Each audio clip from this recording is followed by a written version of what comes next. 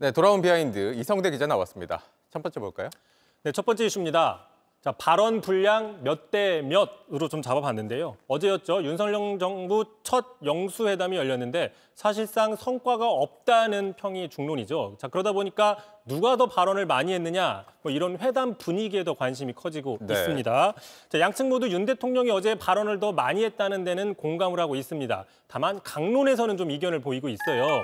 자, 민주당에서는 시간 계산을 직접 해봤더니 85대 15 정도였다라고 얘기를 하고 있습니다. 네. 그러자 대통령실에서는 아니다, 그 정도 아니다, 7대 3 정도다라고 반박을 하고 있는데요.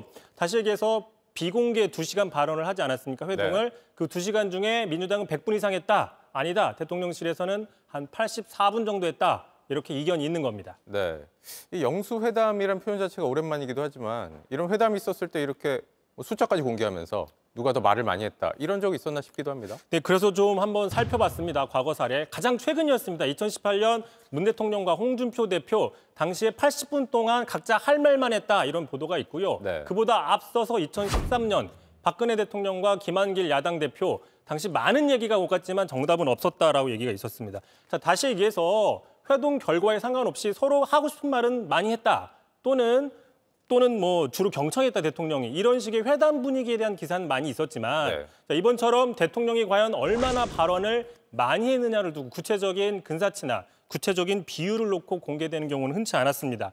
자, 야당에서는 그러다 보니까 영수회담을 먼저 제안할 때랑 말이 다르지 않느냐, 불만이 나오고 있는 겁니다. 앞서서 윤 대통령이 바로 이렇게 얘기를 했기 때문인데요. 직접 들어보시죠. 네. 이재명 대표를 용산으로 초청을 했기 때문에 제가 하고 싶은 말을 하려고 초청했다기보다 이재명 대표의 얘기를 좀 많이 들어보려고 그렇게 해서 용산 초청이 이루어진 것이고. 그러니까 야당 불만은 이렇게 얘기해놓고 말을 너무 많이 한 거 아니냐, 이런 거죠? 그렇습니다. 게다가 이제 민심을 듣겠다던 대통령, 결국에는 경청을 하지 않았다, 불통 이미지를 좀 강조하려는 그런 정치적인 해석도 나오고 있습니다. 네. 계속 한번 들어보겠습니다. 윤석열 대통령께서 검찰총장 할 때 인사협의를 2번 했거든요.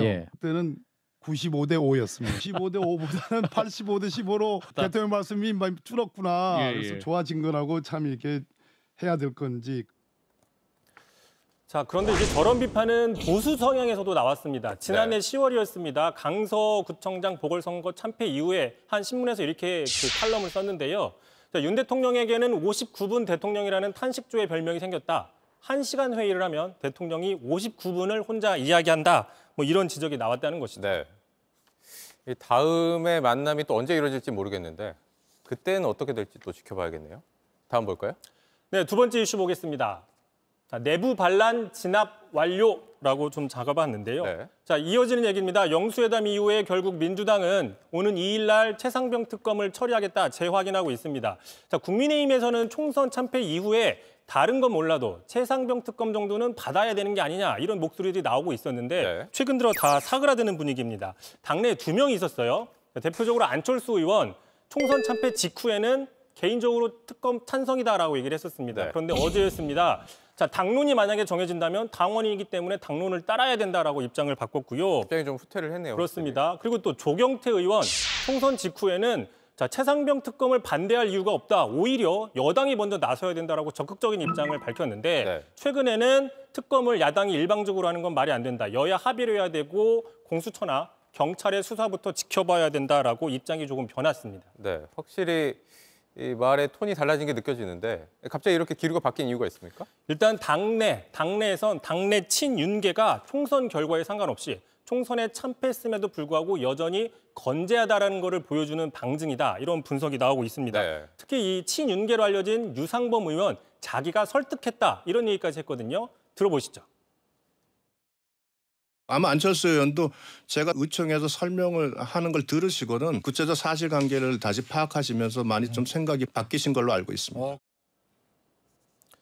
특히 어제 영수회담에서 윤석열 대통령이 최상병 특검에 대해서, 최상병 사건에 대해서는 별다른 답변을 하지 않은 걸로 알려져 있었죠. 자, 하지만 최근에 이런 얘기를 했다고 합니다. 참모들을 상대로 자, 수사권이 경찰에 있는데 해병이 월권을 했다, 이렇게 얘기를 했다는 거죠. 박정훈 대령이 월권을 했다. 따라서 거부권을 행사할 가능성이 있다, 이런 식의 지금 분석들이 나오고 있습니다. 네, 알겠습니다. 여기까지 듣죠. 이성대 기자였습니다.